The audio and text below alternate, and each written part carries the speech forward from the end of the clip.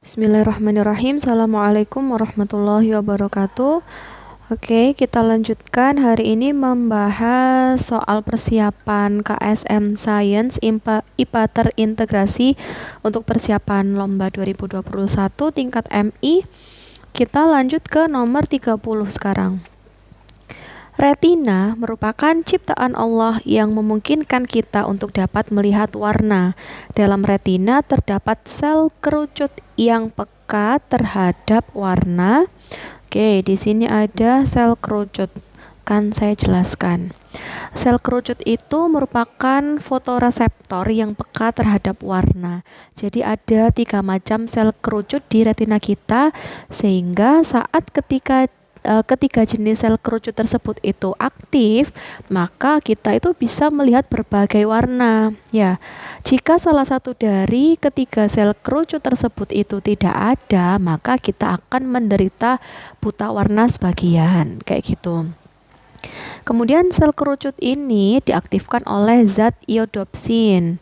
Ya, pada sel kerucut itu ada 3 macam pigmen yang dapat membedakan warna dasar, yaitu hijau dan biru. Jadi di sana itu ada sel kerucut yang menyerap long wavelength light, itu ada warna merah ya, yang long itu ada warna merah. Kemudian ada sel kerucut yang menyerap middle wavelength light, itu ada warna green, ada warna hijau.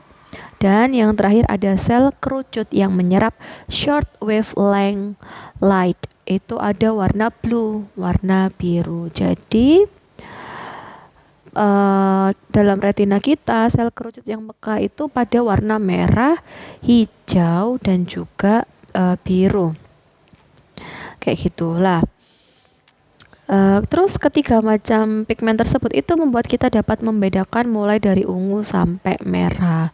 Untuk dapat melihat normal, ketiga pigmen sel kerucut itu harus bekerja dengan baik, kayak gitu. Kita lihat di situ apakah ada merah, hijau, dan biru. Untuk jawaban yang A itu ada putih, merah, dan kuning, bukan. Kemudian warna kuning, hitam, dan juga hijau, ada hitamnya, bukan. Yang C itu ada biru, kuning, dan ini sepertinya ada salah ketik ya, ini ya. Merah, kuning, dan kuningnya ini biru. Seharusnya ya, belum dirubah itu. Jadi jawabannya itu adalah merah, hijau, dan biru di situ ya. Oke. Terus ke nomor 31. Semua makhluk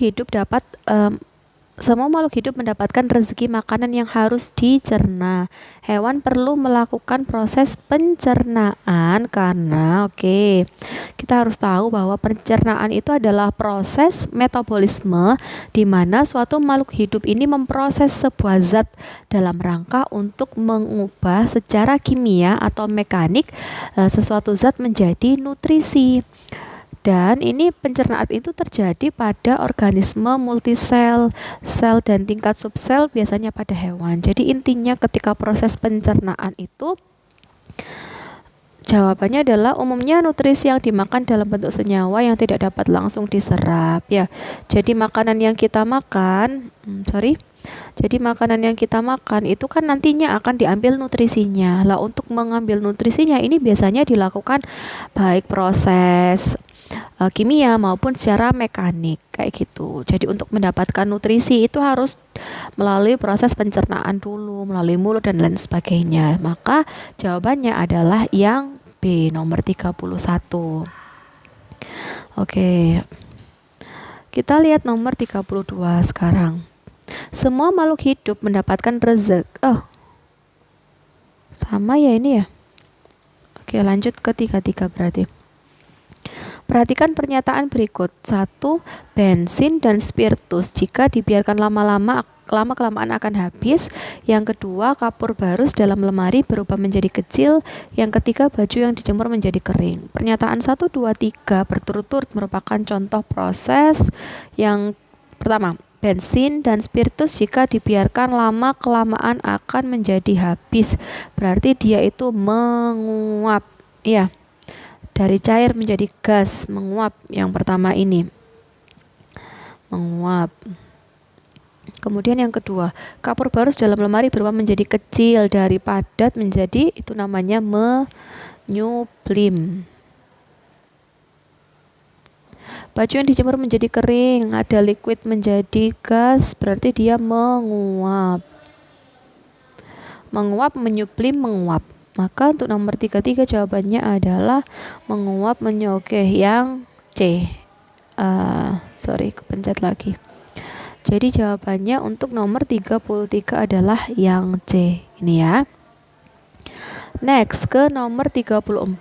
Rasulullah Muhammad SAW mengajarkan kepada umat Islam agar ketika makan harus dimulai dengan cara berdoa terlebih dahulu. Makanan yang masuk dalam tubuh akan dicerna dalam sistem pencernaan. Proses pencernaan makanan dalam tubuh manusia dimulai dari mulut sampai usus besar, baik secara mekanik maupun kimiawi.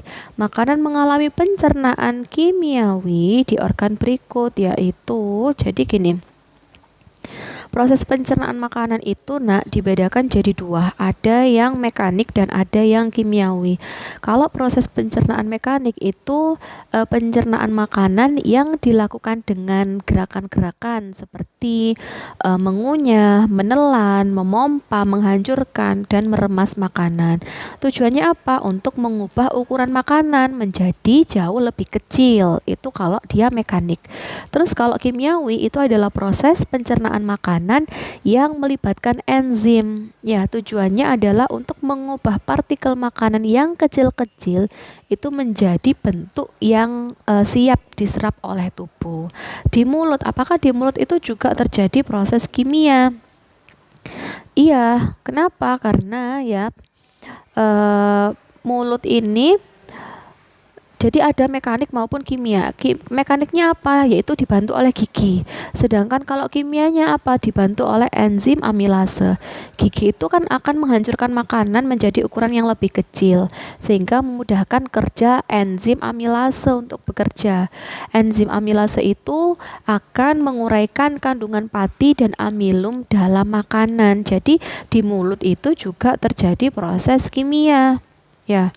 Kemudian kalau di lambung jelas ya, kalau di lambung itu terjadi pencernaan kimiawi di mana makanan yang dicerna oleh enzim dalam getah lambung itu, yang dicerna itu akan dibantu oleh enzim yang berada dalam getah lambung, sehingga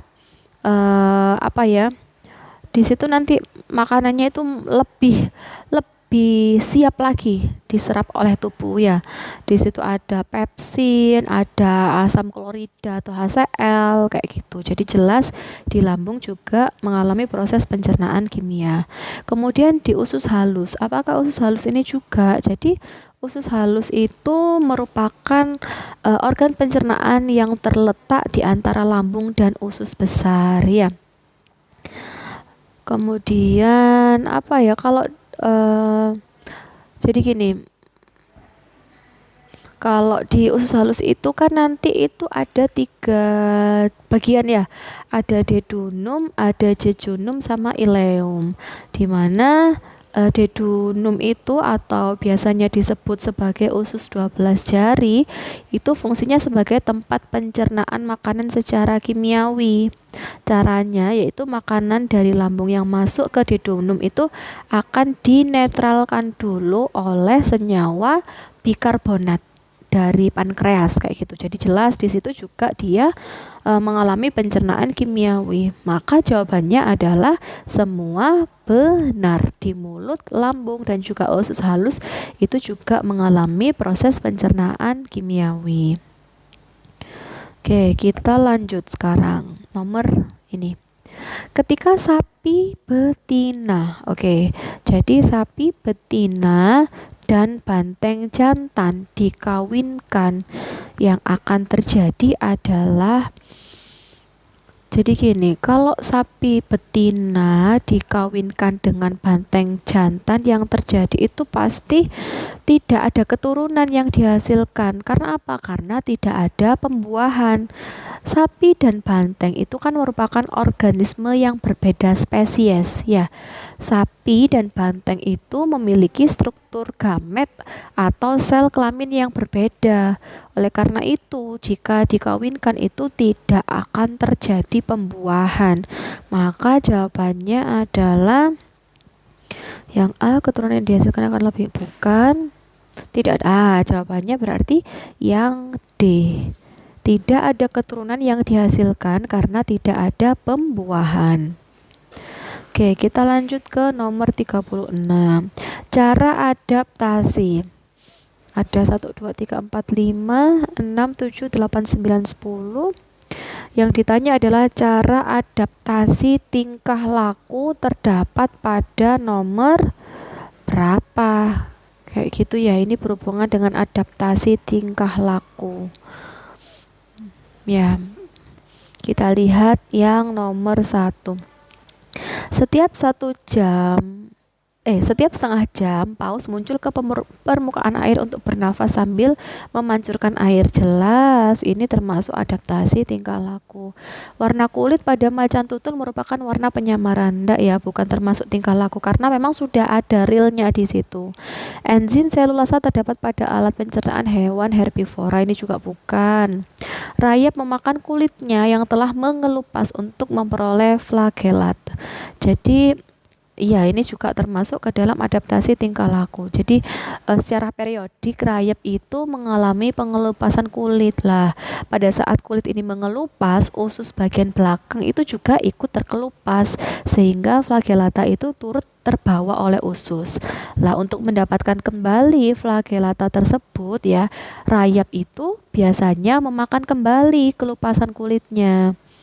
Kayak gitu. Jadi dia termasuk dalam adaptasi tingkah laku. Jadi 1, 4. Bunglon iya jelas ya kalau bunglon termasuk adaptasi tingkah laku juga. Mampu mengubah warna tubuhnya menjadi berarti 1, 4, 5, 6. Anak bebek yang baru menetas akan mengikuti objek. Iya, ini juga bagian dari adaptasi tingkah laku. Beruang es melakukan istirahat pada musim dingin. Iya, hibernasi itu juga. Kaki bebek berselaput renang, bukan, karena memang sudah ada ya. Kerbau berkupang pada masa-masa tertentu. Iya, betul. Jadi kayak waktu musim panas kayak gitu, kerbau akan berkupang. Itu juga bagian dari bentuk adaptasi tingkah laku. Bentuk dan luas daun xerophyt berbeda dengan hygrophit, bukan. Jadi jawabannya adalah 1, 4, 6, 1, 4, 5, 6, 7, dan 9. Jadi yang betul adalah yang A. Ini, oke. Nomor 10. 37. Ahmad, anak yang rajin bangun pagi. Setelah sholat subuh, Ahmad memiliki kegiatan rutin yaitu merawat tanaman di halaman rumahnya. Suatu hari, Ahmad memperhatikan daun pada tanaman yang ada di halaman rumahnya seperti gambar berikut. Nama proses gambar berikut adalah, kalau kalian lihat di daunnya itu ada kayak titik-titik air. Ya, jadi itu prosesnya dinamakan apa? Kayak gitu. Ada mutasi. Mutasi itu apa sih? Jadi mutasi itu adalah perubahan yang terjadi pada bahan genetik baik pada taraf tingkatan gen maupun tingkat kromosom. Bukan ya. Kutasi itu adalah proses pelepasan air dalam bentuk cair dari jaringan daun. Bisa jadi ini ya. Jadi kutasi terjadi pada kondisi tanah sesuai sehingga penyerapan air itu tinggi. Jadi ini masuk kutasi, tapi tahan dulu. Imbibisi itu adalah tahap pertama yang sangat penting karena menyebabkan peningkatan kandungan air benih yang diperlukan untuk memicu perubahan biokimiawi dalam benih sehingga benih berkecambah. Itu imbibisi, bukan. Evaporasi bukan ya. Kalau evaporasi itu kan dari cair menjadi gas, bukan. Maka jawaban yang betul untuk nomor 37 adalah gutasi. Ada nanti titik-titik air pada daun ketika pagi itu ya. Next, nomor 38. Khadijah melakukan percobaan dengan meletakkan tanaman ke dalam kotak, kemudian menutup seluruh isinya kecuali lubang berbentuk lingkaran. Di sini ini tidak ditutup ya. Ini tidak ditutup ini. Kemudian di situ menurutmu arah pertumbuhan tanaman yang berada di dalam kotak adalah oke ya. Ini jelas yang namanya pertumbuhan dari tanaman itu dia selain memerlukan air dan zat hara, dia juga memerlukan cahaya matahari yang cukup ya. Ketika kotak ini ditutup rapat, otomatis tanaman ini akan berusaha mencari cahaya itu melalui apa? Melalui celah-celah cahaya yang masuk. Berarti nanti arah tumbuhan tanaman ini pasti dia akan membelok ke arah cahaya ya. Jadi dia jawabannya adalah yang B, membelok ke arah cahaya. Oke, sekarang kita ke nomor 39.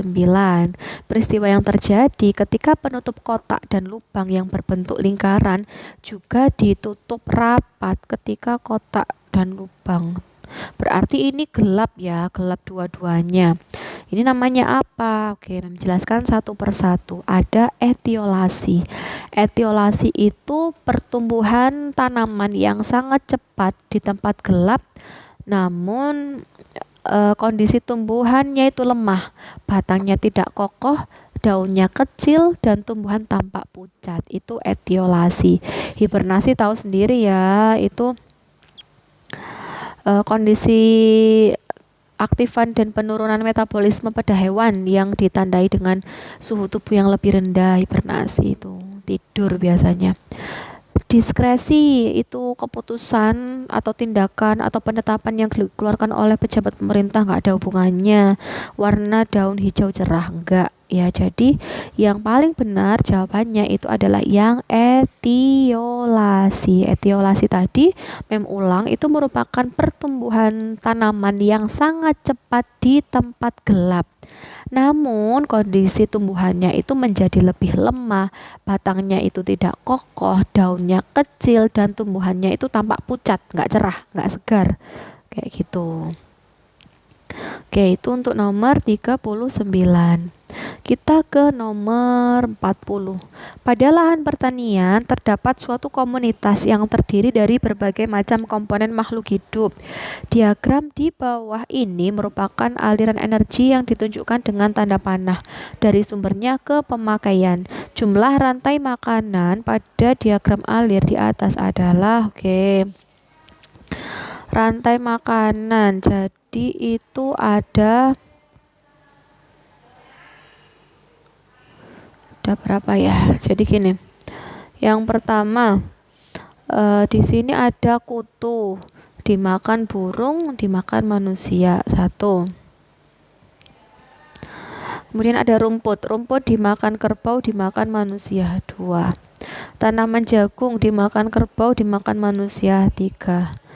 Biji jagung dimakan ayam, dimakan manusia, 4. Nah, ini ada ternyata rumput dimakan kerbau, dimakan kutu, dimakan burung, 5. Jadi jumlah rantai makanannya pada gambar ini adalah jawabannya 5, yang C ya. Oke, nomor 41 sekarang. Pada lahan pertanian terdapat suatu komunitas yang terdiri dari berbagai komponen makhluk hidup. Diagram ini menunjukkan alir tadi ya. Di soalnya nomor 41 itu dari gambar organisme yang harus ada dalam komunitas itu agar semua anggotanya dapat hidup sejahtera adalah, jadi ada rumput, tanaman jagung, dan biji jagung ya. Kalau ada rumput aja, ayam tidak makan rumput ya. Terus kalau ada tanaman jagung, kerbau makan itu, ayam makan itu, kutu nanti bisa dikerbau. Jadi itu bisa ada semua. Maka biar anggotanya dapat hidup sejahtera, yang harus ada itu adalah tanaman jagung. Ya, yang B. Oke, 42 sekarang. Gambar rekaman hasil aktivitas listrik jantung yang diukur di permukaan tubuh disebut gambar rekaman hasil aktivitas ya. Di situ ada elektromagnetik. Elektromagnetik itu gejala timbulnya arus listrik pada penghantar listrik akibat dari adanya perubahan medan magnet, bukan. Ada elektrodiogram. Elektrokardiogram itu merupakan grafik yang dibuat oleh sebuah elektrokardiograf yang merekam aktivitas kelistrikan jantung dalam waktu tertentu. Jadi ini jawabannya yang B. Elektrostatis itu apa? Elektrostatis itu gaya yang dikeluarkan oleh medan listrik statis terhadap objek bermuatan yang lain. Jadi bukan. Elektrodinamika itu juga bukan, karena elektrodinamika itu adalah cabang fisika teoritis yang mempelajari interaksi antara muatan listrik dan arus listrik menggunakan ekstensi model Newtonian klasik. Jadi tidak ada hubungannya. Maka jawaban yang benar untuk nomor 42 itu adalah yang B. Kita lanjut ke nomor 43. Sebagian sel saraf yang berfungsi untuk merambatkan impuls menjauhi badan sel adalah, di situ ada neuron.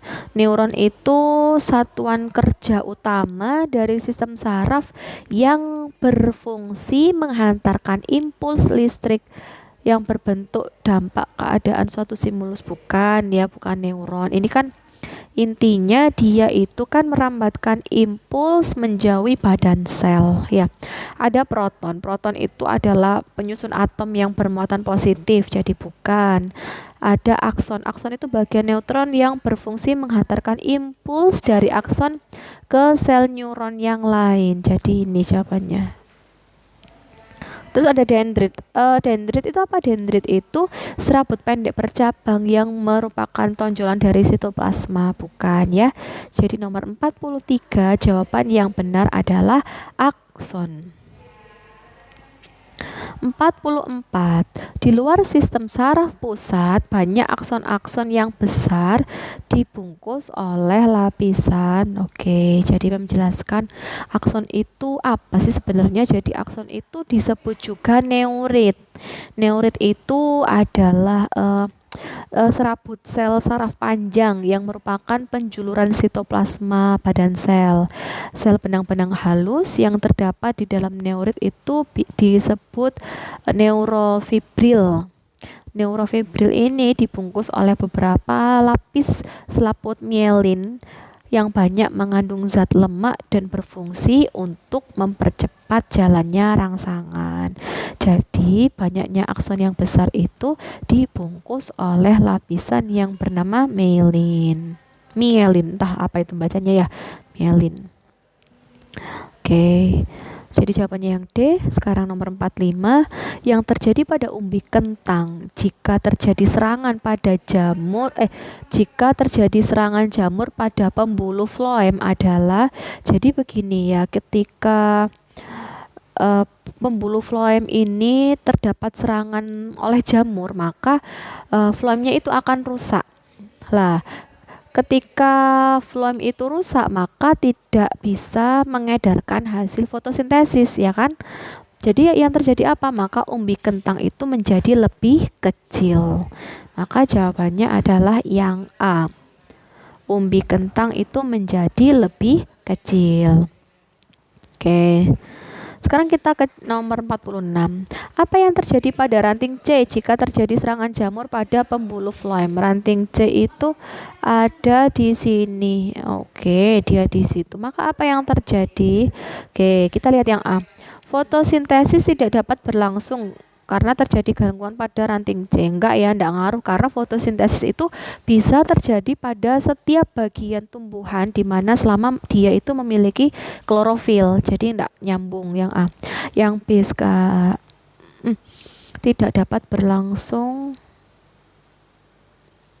Oke, yang B, fotosintesis tetap dapat berlangsung, tidak terjadi gangguan pada ranting C. Ya, bisa jadi.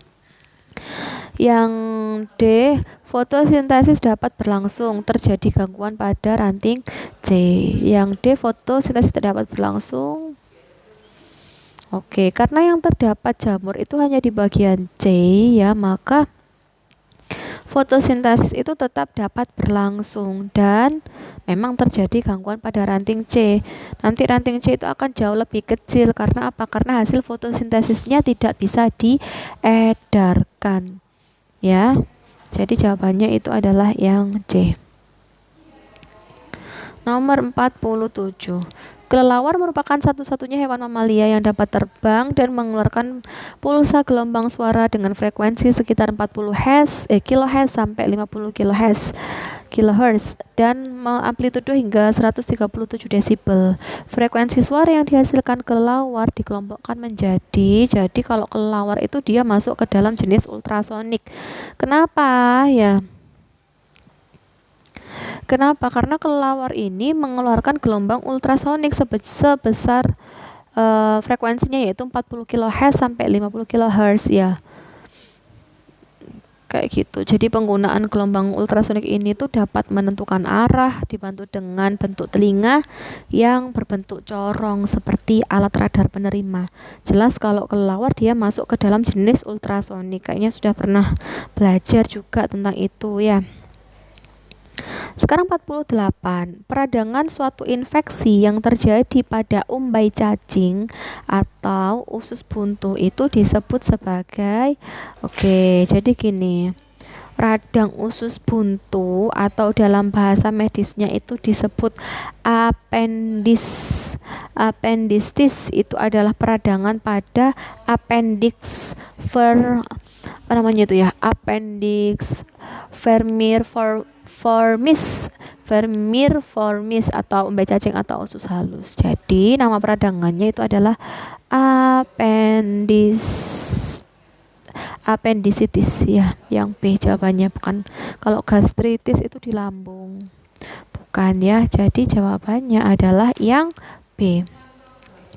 49. Persendian pada rahang atas dan bawah pada lutut dan siku yang memungkinkan terjadinya gerakan satu arah. Kalau gerakan satu arah jelas jawabannya adalah sendi engsel.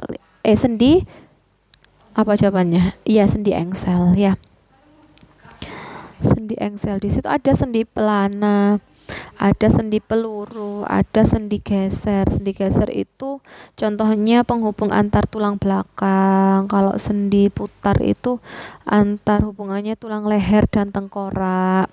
Kalau engsel itu dia contohnya terdapat pada tulang siku dan lutut. Jadi jawabannya adalah yang A. Terakhir yaitu nomor 50. Enzim pencernaan dalam organ lambung yang berfungsi mengendapkan protein susu menjadi kasein itu disebut sebagai enzim renin. Ya, ini tanpa perlu dijelaskan karena sepertinya sudah kayak gitu ya. Jadi jawabannya nomor 50 itu adalah enzim renin. Oke. Semoga bermanfaat pembahasan kali ini dan semoga diberikan kelancaran serta kemudahan dalam mengerjakan soal KSM IPA terintegrasi tahun 2021. Assalamualaikum warahmatullahi wabarakatuh.